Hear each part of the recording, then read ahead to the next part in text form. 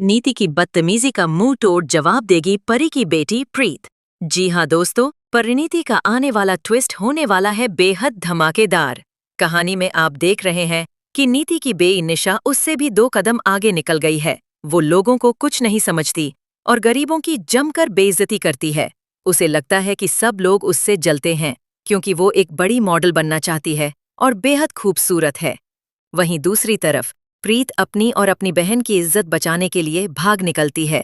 जिस ऑटो में वे लोग बैठे होते हैं उसका ड्राइवर बहुत ही बदतमीज होता है और उन्हें सुनसान जगह पर ले जाता है। प्रीत बहादुरी से उस ऑटो को भगाकर एक बड़े ऑफिस में घुस जाती है जहां उसकी मुलाकात आदित्य से होती है। आदित्य और प्रीत की पहली मुलाकात एक बड़ी गलतफहमी बन जाती है। प्रीत अपनी बहनों को बचाने के लिए आदित्य के कैबिन में जाकर उसे लॉक कर लेती है। आदित्य भरोसा दिलाता है कि वो बाहर आएगी तो वो उन्हें जाने देगा, लेकिन वो अपना वादा तोड़ देता है क्योंकि उसने पहले से ही पुलिस बुला रखी होती है। प्रीत इससे बहुत नाराज होती है। दूसरी ओर निशा के साथ एक लड़का बदतमीजी करता है और उसकी ड्रिंक में नशीली दवाई मिलाकर उसका फायदा उठाने की कोशिश करता है। तभी आदित्य समय पर पहुंचता है और निशा को बचा लेता है।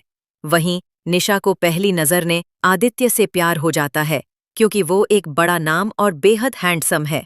प्रीत अब आदित्य को मुंह तोड़ जवाब देने के लिए तैयार है। उसे जब भी मौका मिलेगा वो चुप नहीं रहेगी। अब प्रीत की मुलाकात होने वाली है निधि से।